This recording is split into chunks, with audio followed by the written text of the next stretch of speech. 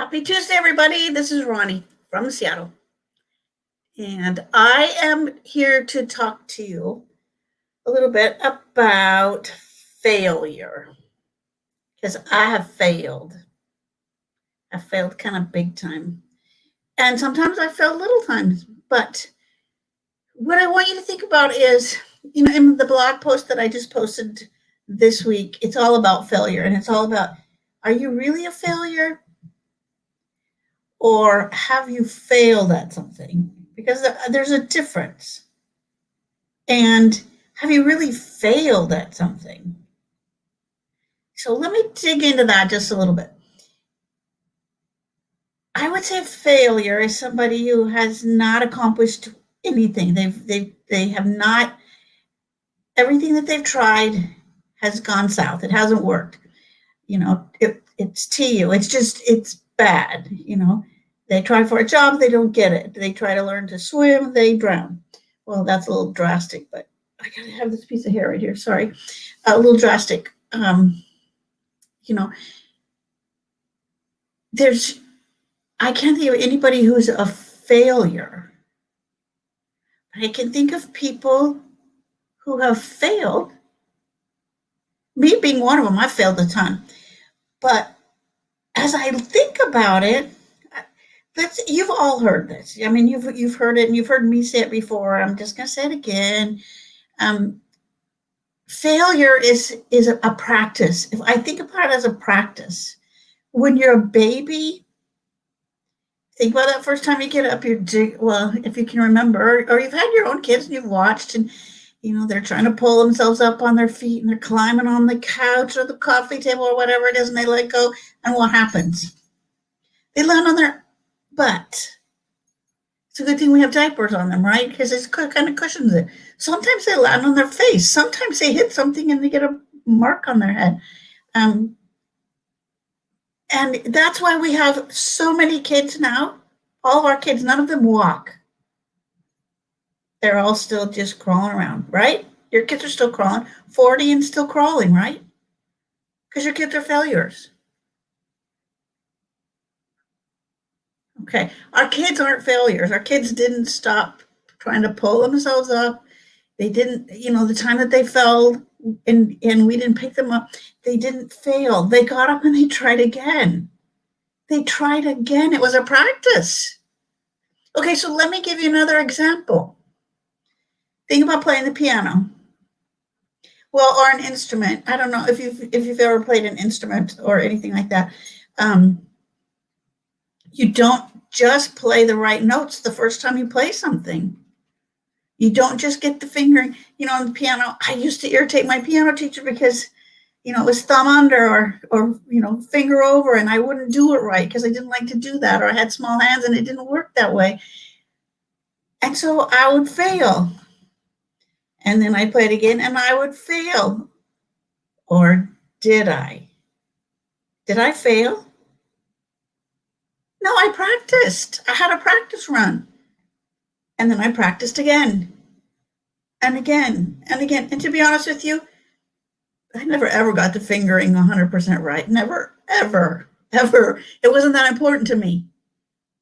Okay, getting through the song was important. If I didn't get, finger number 3 or finger number 2 instead of finger number 2 down, it was okay with me. Because I enjoyed it, but I would probably been called a failure.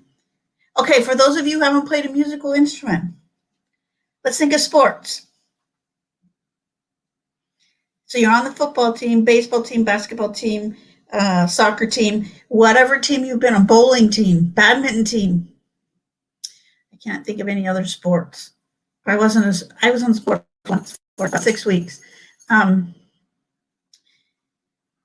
And I failed it. That one, I'll tell you that one, I failed that. But if you think about sports, football team, when do they start practicing? When do they start? They start weeks before their first game. Why? Because they're going to practice. And then they're going to go to the game, and they're going to run a play, and it's going to fail. It's not going to work. Do they never ever run that play again? No, they go and they practice. They practice again and again and again. So I can only think of one time. Failure is when you stop trying. I'll believe that until my dying day. You are only a failure when you stop trying. And here's what happened to me when I turned out for sports one time. One time. Well, I turned out for 6 weeks, but I was on the track team. I think I've told you this story before. Now, you may not know, but I'm not very tall. I'm 5 foot tall. And I probably was maybe a little shorter than I was about in seventh grade, maybe eighth grade. I was still it was junior high then. I was in junior high and I turned out for track. I'll tell you why. Because that's where the boys were. And the girls could be there too. Baseball, girls couldn't hang out. They couldn't. But at track, we were all there together. And that was back in the 70s when you know how long the shorts were. So we got to see, never mind. I never really settled into, which event I would run or which event I would participate in. I just go to practice. And one day I was practicing long jump. Well, I'm 5 foot tall and very proportional. So my legs and my body are both short. And I was standing by the long jump pit waiting to practice. Well, if you think about most tracks and you think about where the discus throwing area is, it's not by anything else. You have the long jump pit, and then maybe across the field is the where they throw the discus. And excuse me, but my dog is, if I look like I'm having an attack over here, my dog is not behaving properly. So I was practicing the long jump. Back to the story. I hear heads, and then I see stars.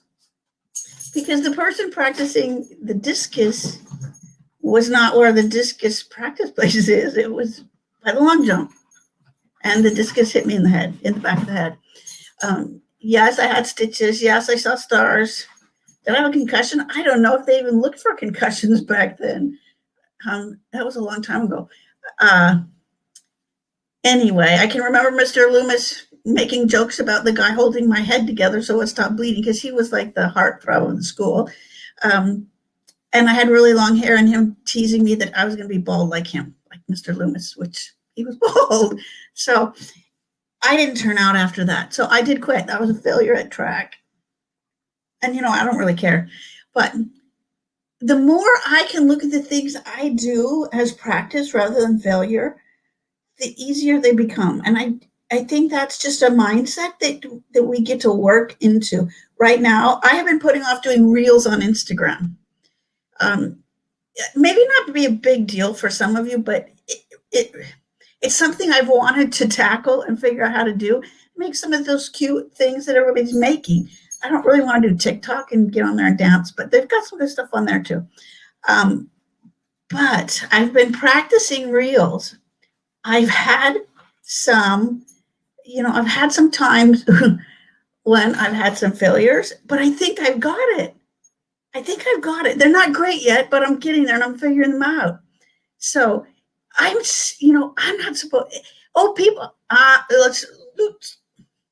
going to rephrase that. People my age aren't typically, I don't see a lot of people my age trying to figure reels out right now. So, anyway, I like to try new things. Now, tomorrow is our first day back at Orange Theory. I probably will feel like a failure. Maybe not. It depends on how I choose to look at it when I'm there. But I haven't been there in over a year. I haven't worked out in over a year. And I put on weight. So not only have I not worked out, I've put on weight. I'm going to get on the tread and do 40 minutes of cardio. I may be puking by the time it's done, but it's just a practice, and I'm going to go back and get better. So here's what my challenge for you is. Look at things as a practice, not a failure. Maybe if there are things that you've wanted to try and you haven't because you were afraid of failing, now's the time, and look at it as a practice. Someone I was coaching once, she said, I'm a failure. I said, okay, so tell me all the times you haven't been a failure. The list was huge once we finally dug into it. Now tell me how many times you've been a failure. There was nothing on the list. So we tend to look at the negative, not the positive. What have you done that wasn't a failure, whether you were successful at? Keep track of that. So anyway, so some of this stuff leads into my NLP workshop that I'm doing at the end of the month. And I just want to plug it. I know you guys are maybe getting tired of hearing it, but it's good stuff. It's good stuff. You want to change your life? You need to text me at 206, text the word NLP or reserve. Either one will get you to the same spot, to 206-309-6580. Okay. So text me so you can get early bird pricing. It's just about ready to go up, and I'd hate for you to miss out. April 22nd through the 25th. And it's an event, a seminar, a personal development opportunity that absolutely changed my life, changed the course of my life. So I'd love to have you join me. The other piece, text, if you want to get just in on my weekly texting list, just text 206-309-6580. Just text the word hey, and you'll be on my list. I sent out something really funny for Easter. I thought it was fun. And I just send a little motivational thing or affirmation, something once a week. So it's not spammy. It's not, and you can get off at any time if you want, but check it out. Check it out. So anyway, thanks for joining me. Again, text NLP or the word reserve to 206-309-6580 to get locked in on the early bird pricing before it goes up. If you're not sure if that's for you, let's schedule a call. You can just text that number too and say, I just want to connect and ask you some more questions. So anyway, thanks for joining me. We'll talk to you guys later.